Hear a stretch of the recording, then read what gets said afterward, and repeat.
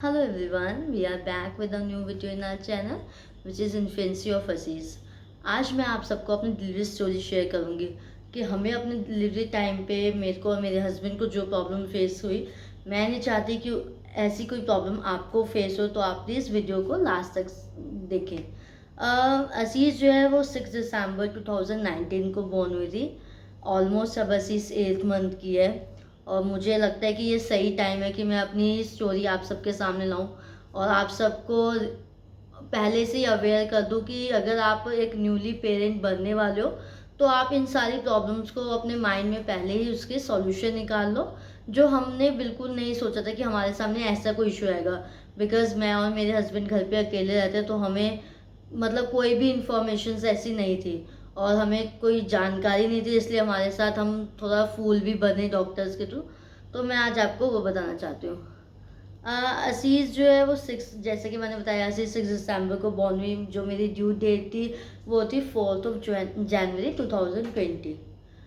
जब असीज़ बॉर्न हुई तो उसके 1 वीक बिफोर ही मुझे कुछ लेबर पेन स्टार्ट हुआ। आई डिडेंट नो कि वो लेबर पेन थे या कोई गैस इशू था जिससे मेरे पेट में दर्द होता था।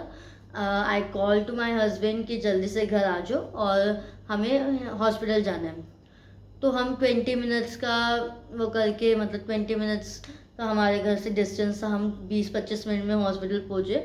और जैसे ही मैं हॉस्पिटल पहुँची I call to my doctor, my gynaecologist, कि मैम ऐसे ऐसे मुझे पेन स्टार्ट हो रहा है तो आप प्लीज़ हॉस्पिटल पहुँच जाओ। पहले उन्होंने मुझे बोला कि शिफाली आप जाओ और लेबर रूम में जाके मतलब एडमिट हो जाओ। तो मैं दैट डे सेम डे मैं लेबर रूम में एडमिट हो गई। वहाँ पे मतलब मुझे नहीं पता कि वहाँ पे उन्होंने मुझे क्यों रखा। वहाँ जाते ही मेरा पेन भी थोड़ा कम हो गया। बट जो वहाँ पर डॉक्टर थी, शी सेड कि आप लेबर यहीं पर अभी एडमिट हो जाओ, कल सुबह आपके डॉक्टर आएंगे तो वो ही आपको बताएंगे। फाइन, रात को मैं वहीं पर रही। और मतलब इतनी देर में मेरे जो पेरेंट्स हैं वो भी दिल्ली से फरीदाबाद पहुंच गए थे। सारे ही बहुत परेशानी में थे कि ये क्यों हुआ, ऐसा पेन अगर हुआ है तो ठीक है आप मेरे को पहले ही क्लियर था कि मुझे अपना सिजेरियन करवाना है, मतलब मुझे सी सेक्शन के साथ जाना है। मेरे को ये मेरे माइंड में बिल्कुल क्लियर था। मुझे बिकॉज मुझे ऐसा लगता है कि मैं शायद नॉर्मल पेन नहीं सफ़र कर पाऊँगी। तो मेरे माइंड में क्लियर था, मैं बिल्कुल फाइन थी कि मेरे को सिजेरियन ही करवाना है। तो मेरे पेरेंट्स से, डॉक्टर से बात करी फ़ोन से कि मैम जब इनका इसको सिजेरियन नहीं करवाना है तो आप क्यों नहीं कर रहे। बट डॉक्टर नेक्स्ट डे जो है वो 12-1 बजे वो आई वहाँ पर एंड शी सेड कि हमें नहीं पता कि ये पेन क्यों हुआ है, आप अभी हम इसको 1-2 दिन और रखेंगे यहाँ पर लेबर रूम में। And you know very well that कि एक दिन का लेबर रूम का जो चार्ज था वो 12 to 15,000 था। तो ऐसे ही करके उन्होंने मुझे 3-4 दिन वहाँ पर रखा। और 3-4 दिन उन्होंने यही मतलब यही बहाने लगाए कि अभी मेरा जो वो है टेम्परेचर है वो बढ़ा हुआ है, मेरी हार्ट बीट्स बढ़ी हुई है। बट मुझे इंटरनली वो पेन जो था वो भी ठीक हो गया था, क्योंकि उन्होंने वहाँ पे मुझे पेन को ठीक करने के इंजेक्शंस लगा दिए। तो हमें इस बिल्कुल भी समझ नहीं आ रहा था कि जब हम सी सेक्शन के साथ तैयार हैं, हम चाहते कि मेरा डिलीवर्ड अभी हो जाए, क्योंकि ऑलमोस्ट 9 मंथ तो कंप्लीट हो गए थे। बट हमने डॉक्टर को बोला, शी सेड कि नहीं अभी बेबी जो है वो 2 kg अप्रॉक्स है, तो अभी आप मत जाओ। ऐसे उन्होंने 3-4 दिन मुझे वहीं पर एडमिट रखा। और जब मैंने मतलब जब उसके बाद भी हमने जब उनसे रिक्वेस्ट करी कि नहीं मैम आप अब हमें घर जाना है, बिकॉज यहाँ पर कुछ भी नहीं हो रहा है, यहाँ पर सिर्फ जो वहाँ का बिल था वो ही बढ़ता जा रहा था। अदरवाइज वहीं पे वो मुझे वो दे रहे थे, पेन बढ़ाने के इंजेक्शन दे रहे थे कभी। और कभी शी सेड कि मैं मतलब डिलीव अभी वो नहीं करूँगी, ऑपरेशन नहीं करूँगी। ऐसे ही 3-4 दिन करके हमने रिक्वेस्ट करके हम घर पे आ गए। घर पे आने के बाद भी सबने मुझे वो करा, बोला कि अगर तेरे को पेन स्टार्ट हो गए थे या वो गैस का पेन ही था, अगर हमें सी सेक्शन करना है और हम चाहते हैं, बिकॉज मेरे जो पेरेंट्स हैं वो बहुत ज़्यादा वरीड थे फॉर माई बेबी, तो दे ऑल्सो वॉन्ट दैट कि अभी सी सेक्शन कर देना चाहिए था, बिकॉज 2.2 kg समथिंग वेट था। तो बेबी मतलब ठीक था तो उसका कर देना चाहिए था। बट उन्होंने क्या करा, 3-4 दिन अप्रॉक्स मेरा जो बिल था वो था 42,000 समथिंग का बिल था। उन्होंने वो 4 दिन में मेरा बिल बनाया और मुझे घर भेज दिया। उसके 3-4 दिन के बाद मेरे को जो है ना बेबी की मूवमेंट फील नहीं हो रही थी। तो मैंने दोबारा अपने जो मेरी गायनोलॉजिस्ट है उनको कॉल करा and I said to her कि मैम ऐसे ऐसे बात है और मुझे ना आज सुबह से बेबी की मूवमेंट्स कोई फील नहीं हो रही। उन्होंने मुझे सडनली ये जवाब दिया, कोई इशू नहीं मैं शिफाली दोबारा वहाँ लेबर रूम में एडमिट हो जाओ। मतलब I was really shock to listen that कि इनके पास कोई और टॉपिक पे या और कोई बात नहीं है मुझे बताने के लिए कि ठीक है अगर बच्चे की मूवमेंट फील नहीं हो रही, कई बार बच्चा मूवमेंट नहीं करता। ये तो बात मुझे अब स्टडी करने के बाद पता चलता है कि बच्चा अगर मूवमेंट नहीं करता तो it's a normal thing. But उस टाइम क्या होता है हम इतने ज़्यादा वरीड होते हैं, वो टाइम इतना वरी वाला होता है बिकॉज घर पे कोई होता नहीं है, हम दोनों मैं और मेरे हस्बैंड रहते हैं। हस्बैंड भी उनका सैलून है तो वो सैलून चले जाते हैं सुबह इवनिंग में, तो घर पे पूरा टाइम मैं अकेली हूँ। तो वो बच्चे के बारे में सोच सोच के आप इतना ज़्यादा कंफ्यूज हो जाते हो। तो ऐसे करके मुझे टेंशन के मारे वो मूवमेंट हो भी रही होगी तो वो मुझे फील नहीं हो रही थी। उसके बाद उन्होंने मुझे बोला कि आप आ जाओ। बट उस फिर मैंने अपने मेरी नॉन है जो नर्स है तो मैंने उनको कॉल करा, ऐसे मैंने उनको अपना प्रॉब्लम बताया कि ऐसी ऐसी बात है मुझे मूवमेंट फील नहीं हो रहा। तो उन्होंने मुझे सजेशन दिया कि ऐसे कर तू जूसेस पी, लिक्विड पी। तो क्या होता है बेबी अगर मतलब मूवमेंट नहीं कर रहा होता वो लिक्विड से मूवमेंट कर देता है। और मीठा डाल के उसमें पी, मतलब लाइक फ्रूटी व्रूटी पी समथिंग। तो मैंने वो पिया और थोड़ी देर बाद मुझे मूवमेंट स्टार्ट हो गए। अब वहीं से मेरी मम्मा ने दिल्ली में मेरी मम्मा ने मेरे गायनोलॉजिस्ट को कॉल करा और उन्होंने पूछा कि आपको मतलब क्यों ऐसा क्यों लग रहा है कि मतलब बेबी का मतलब आपने ऐसा क्यों बोला है कि आप एडमिट हो जाओ सीधा लेबर रूम में। और उन्होंने मेरी मदर को इतना डरा दिया कि शी सेड कि क्या होता है it's all up to you. मम्मा ने उनको बोला कि अब ना उसको फील हो रहा है कि हाँ हल्का हल्का मूवमेंट फील हो रहा है। एंड उन्होंने मेरी मदर को बोला कि it's all up to you, आपने एडमिट होना है, हो नहीं होना ना हो, बाद में आप मुझे मत बोलना। बिकॉज कई बार क्या होता है बेबी जो होता है अंदर अगर उसको कोई मतलब कोई प्रॉब्लम हो जाती है या बच्चा अगर अंदर मतलब अगर बच्चा अंदर प्रॉब्लम में है तो वो मैं मतलब वो वर्ड आपके सामने नहीं बोलना चाहती हूँ या वो वर्ड मैं ऐसी इसके लिए नहीं यूज़ करना चाहती। अगर बच्चा अंदर है ना तो तो भी वो ऐसे मूवमेंट कर देता है तो पेरेंट्स मतलब मदर को वो नहीं पता चलता। तो ये सुनकर मेरी मदर और डर गई। उन्होंने मुझे कॉल करा कि नहीं तू जा अभी एडमिट हो जा। उसके बाद मैं फिर हॉस्पिटल गई, उन्होंने मुझे फिर उस दिन वहाँ पे एडमिट कर लिया। फिर मैं 3-4 घंटे वहाँ पे मुझे एडमिट करा बट मेरी गायनोलॉजिस्ट वो दैट टाइम भी अवेलेबल नहीं थी। मतलब जब अगर मेरे साथ इतनी सारी प्रॉब्लम हो रही तो मेरा इशू यहाँ पर ये है कि जब उनको पता है कि मैंने अपनी ड्यूरिंग प्रेगनेंसी में सारा अपना ट्रीटमेंट उन्हीं से करवाया है तो उनकी रिस्पॉन्सिबिलिटी है कि मेरे मतलब दैट टाइम पे उनको मेरे साथ होना चाहिए था। बट वो फिर नहीं आई और मेरे जो वहाँ पर और जो नाइट शिफ्ट में जो डॉक्टर थी उन्होंने मुझे बोला कि वो तो मॉर्निंग में ही आएंगी, लाइक सेम वही कि आप मॉर्निंग में आएंगी तब बात होगी। बट मैंने उनको बोला कि नहीं मैम इट्स फाइनल, मुझे कल अपना ऑपरेशन करवाना है, सिजेरियन करवाना है।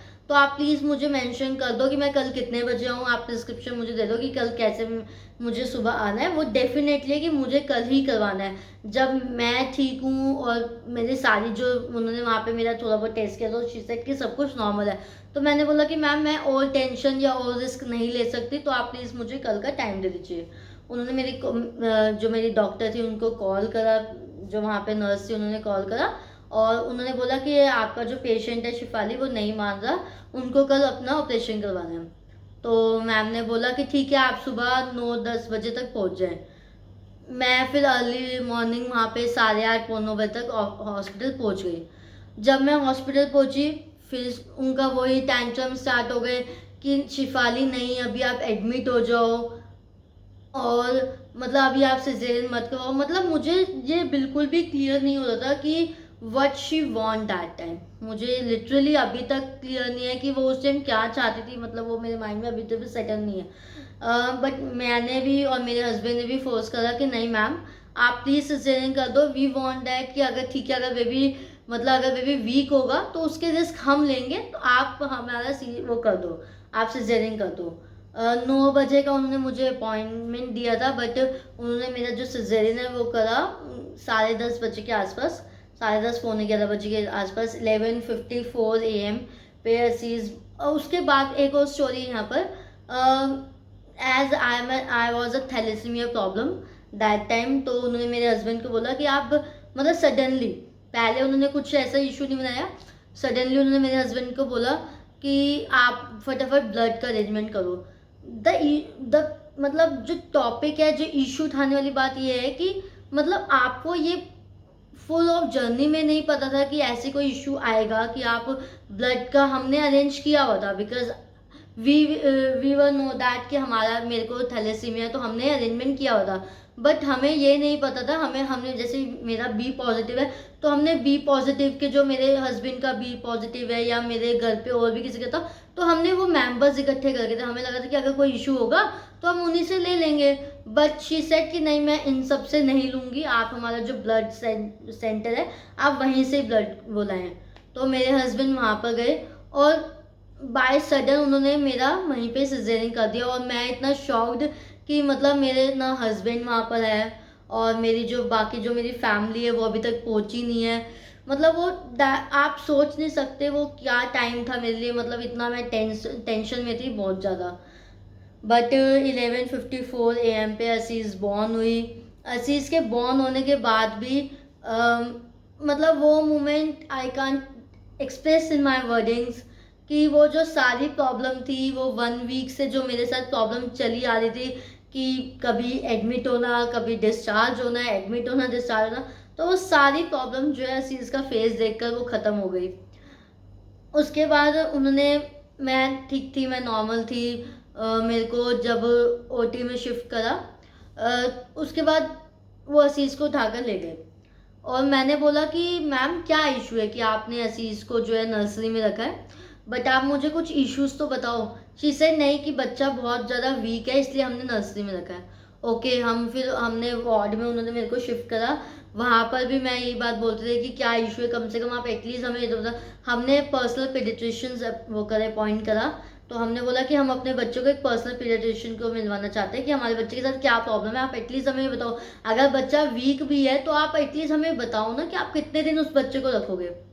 उसके बाद फिर वो चीज़ उन्होंने वो नहीं करी कि हम ऐसे, आप पर्सनल पीडियाट्रिशियन को बुलाओ।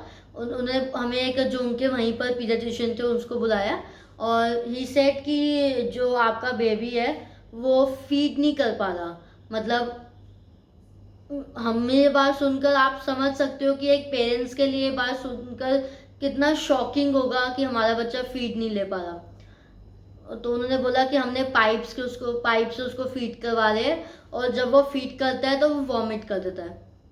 ठीक है, 1 दिन निकल गया, 2 दिन निकल गया। मतलब आप ये बात सोच नहीं सकते कि वहाँ अजीज़ जो है वो 2.2 समथिंग केजी की बॉर्न हुई थी। वहाँ पर जो 4 केजी के भी बच्चे थे, 3 पॉइंट समथिंग के भी बच्चे थे, उनको भी उन्होंने, आई डोंट नो वाई, उनके पेरेंट्स को भी ऐसी वार्ड में शिफ्ट किया और बच्चों को नर्सरी में। उनके वहाँ का ना क्राइटेरिया यही था कि बच्चों को नर्सरी में रखना है। And you all know very well that कि 1 दिन का नर्सरी का चार्ज 20 to 22,000 का था। ठीक है, अब हमें ये भी लगा कि यार इतना चार्ज बढ़ता जा रहा है, तो एटलीस्ट अगर हमारा बच्चा ठीक नहीं हो रहा, 2 दिन तक हमें यही रिपोर्ट आती थी कि बच्चा ठीक नहीं है, आपका बच्चा दूध नहीं पीता, दूध पीते ही वॉमिट कर देता है। और उन्होंने इवन मुझे बच्चे को नहीं दिया ताकि मैं बच्चे को ब्रेस्ट फीडिंग भी करवा सकूं। एक बार भी उन्होंने बच्चों को मेरे से नहीं मिलवाया। और यहाँ पर हम इतना परेशान हो रहे थे कि अगर बेबी को ब्रेस्ट फीडिंग नहीं होगा तो जो मदर का जो वो होता है, मिल्क होता है, वो सूख जाता है और फिर माँ को दूध नहीं आता। तो हम इस सब चीज़ में भी बहुत परेशान थे। बट आफ्टर 1 डे, मतलब 3 डेज हो गए थे, तो मेरे हस्बैंड ने बोला कि नहीं मैम, इट्स ओके, अगर नहीं ठीक हो रहा। हमने अपनी गायनोलॉजिस्ट से बात करी और असीज़ के पीडियाट्रिशियन से भी, दोनों को मिलाकर हमने बात करी। एंड हमने कहा कि नहीं ठीक है, अगर बेबी ठीक नहीं है तो भी हम इसको अपने ही रिस्क में घर लेकर जाएंगे। उन्होंने हमसे पेपर साइन करवाया, हमने साइन कर दिए ओके, क्योंकि हमारे को था कि अगर कुछ ऐसा इशू है, हमें समझ आ गया था अपनी जर्नी में, हमें ये समझ आ गया कि ये हॉस्पिटल सिर्फ अपने पैसे कमाने में लगा हुआ है। ठीक है, और उसके बाद हमने असीज़ को हम घर लेकर आए। और कैन यू बिलीव दैट कि असीज़ ने घर आकर, बिकॉज मेरे को ब्रेस्ट फीड करवाना ही नहीं आता था, तो मैंने उसको ब्रेस्ट फीड करवाया तो वो नहीं वो कर पाई। तो हमने उसको घर आके स्पून से दूध पिलाया और उसने वो दूध पी लिया, उसको वो डाइजेस्ट भी हो गया। मतलब और आज तक 1 मंथ में मुझे ऐसा कोई भी इशू नहीं आया इस चीज़ के साथ कि उसको दूध डाइजेस्ट नहीं हो पा रहा है या वो दूध मतलब पी नहीं पा रही या उसको पाइप से लगाना पड़ रहा है। मैं आपको इस वीडियो में असीस का वो वीडियो फोटो भी शेयर करूँगी जिसमें उसको पाइप लगा के, मतलब it's all the video of that कि आप अगर वो कर रहे हो, अगर आप कहीं पर अपना नाम लिखवा रहे हो तो आप प्लीज़ प्लीज़ प्लीज़ पहले सारा चेक कर लो कि ये जो हॉस्पिटल है वो सिर्फ पैसे कमाने के लिए तो नहीं, मतलब अब वो रख रहा, बिकॉज ये मतलब एक जो ये होता है, आप जो अगर आपका पेशेंट परेशान होता है तो हम लोग क्या होते हैं, हम लोग इतने इमोशनल हो जाते हैं तो हम लोग सोचते हैं कि ठीक है अगर पैसा लग रहा है बट हमारा बंदा बच जाए। लेकिन हमें अवेयर रहना चाहिए कि कहाँ पर क्या चीज़ हमें लूटी जा रही है और कैसे हमें लूटा जा रहा है, ये सब हमें अवेयर करना है। तो आप प्लीज़ अगर आप किसी हॉस्पिटल में अपना नाम लिखवा लें तो आपको ये सब पहले ही चेक करना है, या आप अपनी एनालिसिस के थ्रू या आप डिस्कस के थ्रू आप सब अपने जैसे भी आपको कन्वीनियंट लगे आप पहले सारा पता कर लें कि क्या कौन से हॉस्पिटल में आपको नाम लिखवाना है। बिकॉज मेरे जब जहाँ पे मैंने नाम लिखवा रखा था, मैं उसका ऐसे नहीं बता सकती, जहाँ पे मैंने नाम लिखवा रखा था वो सिर्फ हॉस्पिटल पैसे लूटने के लिए ही था। अदरवाइज वहाँ पे ऐसा कोई भी नहीं था कि अगर असीस को, मतलब सबसे शॉकिंग तो यही था कि असीस मतलब 2 घंटे पहले तक वो उसको बिना बात के पाइप लगा रखा था उसके नोज में और माउथ में, सॉरी उसके माउथ में पाइप लगा रखा था कि वो पाइप से फीडिंग कर रही है। और जब वो घर आई 2 घंटे बाद तो हमने उसको स्पून से पिलाया और वो बिल्कुल ठीक थी। तो आप ये बात सोच सकते हो कि अगर आप प्राइवेट हॉस्पिटल के साथ जा रहे हो तो वो कैसे आपका बेनिफिट उठा सकते हैं या कैसे आपको फूल बना सकते हैं। तो आप प्लीज़ पहले सारी इंफॉर्मेशन कलेक्ट करें कि क्या चीज़ सही है और क्या चीज़ सही नहीं है, उसके बाद ही आप एक अच्छे डिसीजन तक पहुँचे। अगर आपको मेरी वीडियो इन्फॉर्मेटिव लगी हो तो प्लीज़ लाइक शेयर कमेंट और subscribe to our channel and don't forget to press the bell icon button. Thank you so much.